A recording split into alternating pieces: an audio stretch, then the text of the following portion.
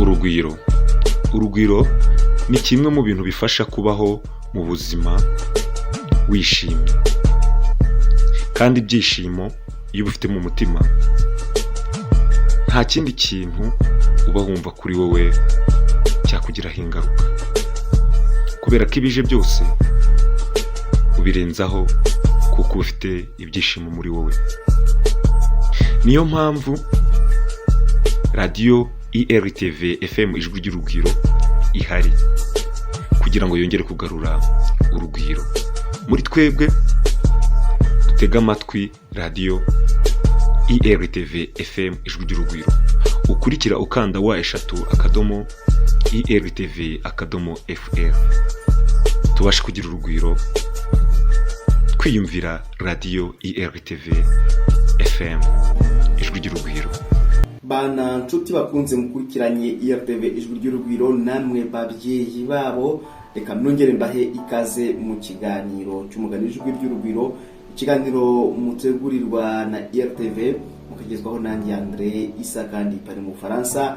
Namwe aho mukurikiranye hose muherereye, mukurikiranye gahunda muri nshuti z'urugwiro, ndizera ntashidikanya yuko mwari mutegereje aya masaha akagera, amasaha agana amasaha moya ku isaha y'i Kigali mu Rwanda, ku isaha y'i Gitega mu Burundi, kandi biri mu masaha y'isambiri Kampala, i Nairobi na Dar es Salaam aho ni mu karere. Namwe aho muri kuri amasaha ageze, turi kugendana n'isaha yo ku mugoroba kuko tugiye guca umugani. Nyamuneka kirazira nta uca umugani ari ku manywa, ntihagere nuza kumva ari ku manywa, nimba wowe aho uherereye bitari byagera nijoro.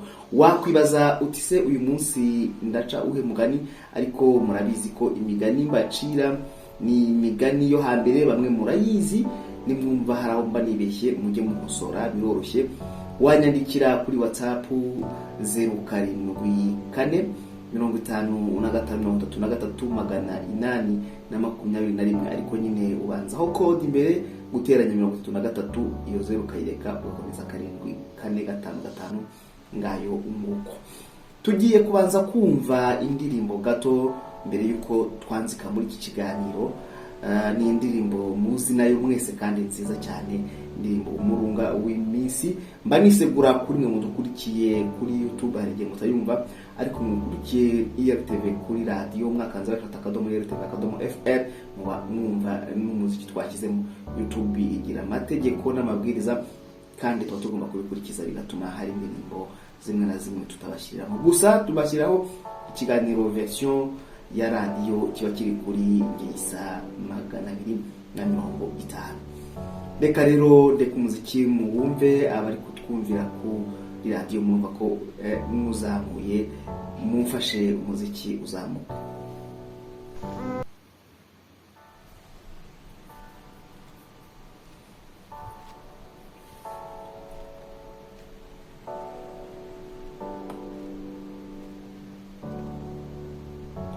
Ntabwo rero ndambirana, reka dukomeze noneho twanzika mu mugani ngomba kubacira uyu munsi. Amasaha arageze, bana nshuti z'urugwiro, ni murarikane, ni mubwirane, mutumaneho, hanyuma dutangire ikiganiro mutari bake.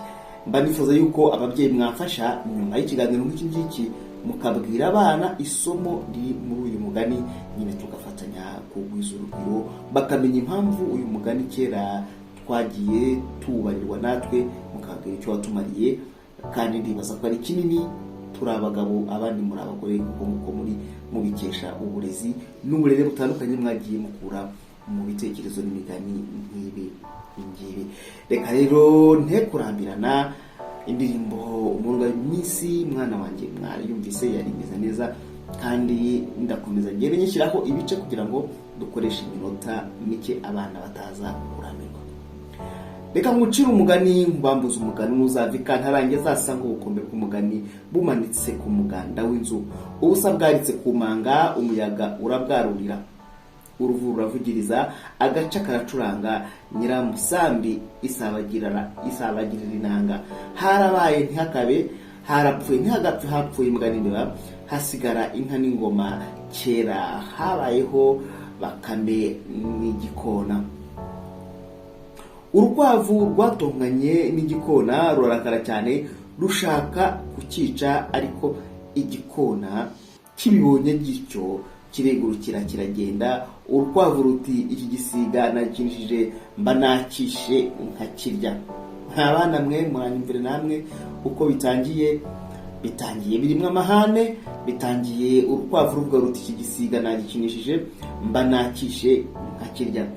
Dukomeza rero ngo nuko urukwavu rugerageza guhimba ubwenge bwo kuzakica, rujya ahirengeye aho ibikona byakundaga gutorera.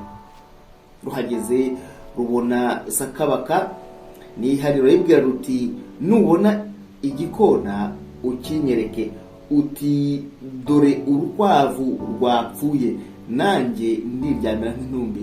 Sakabaka irarwemerera.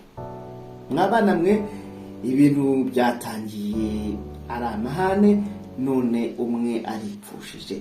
Baza mugenzi wawe uti ninde wipfushije, ariko atarajijinganya ni urukwavu rugiye kwipfusha, kandi sakabaka irwemereye kuvuga yuko nyine rwapfuye.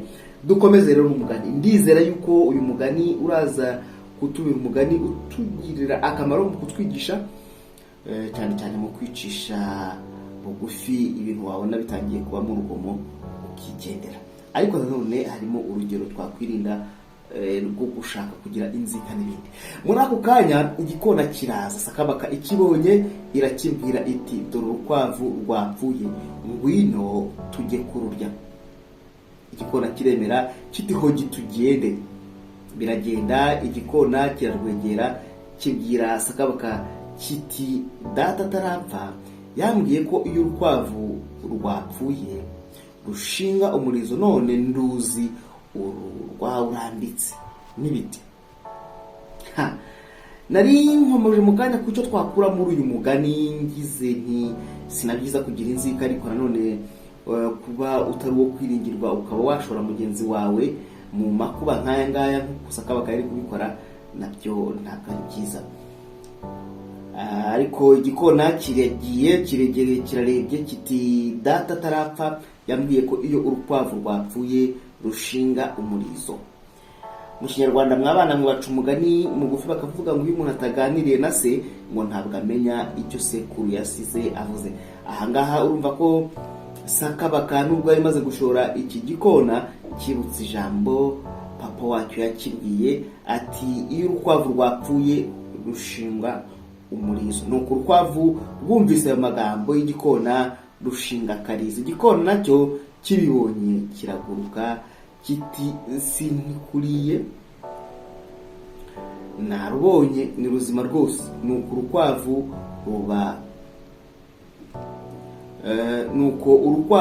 rubura igikona rutyo. Sinjye wahera hahera urukwavu n'uburyarya bwarwo.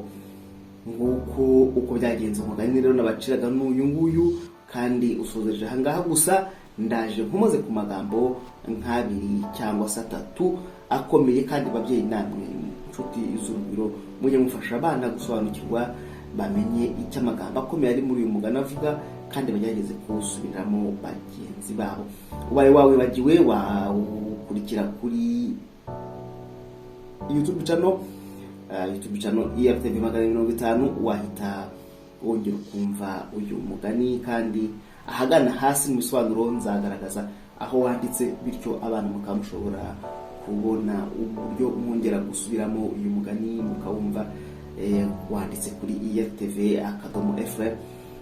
Ndaza kubaha inzira iganayo, ibyo bitariya mu gifaransa cyangwa se link mu cyongereza.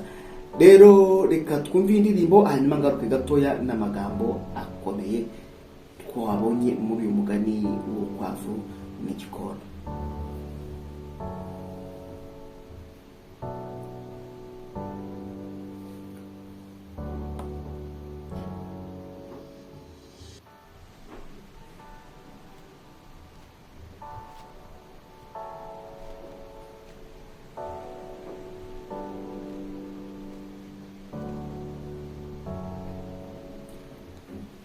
Bakunzi inshuti z'iki ikiganiro umugani ijwi ry'urugwiro.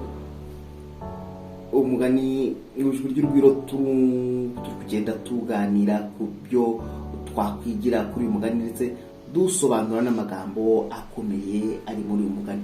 Hari imvugo iri muri uyu mugani mu gika kibanza igira iti iki gisiga nagikinishije. Iyo umuntu avuze ati ikintu iki nagikinishije, ntibivuga ko bagiye mu kibuga ngo bakine mw'abana mwe, ahubwo babivuga yuko warayebereye utagize icyo ukora kandi wagombaga kugira icyo ukora, nibwo uvuga uti iki nagikinishije.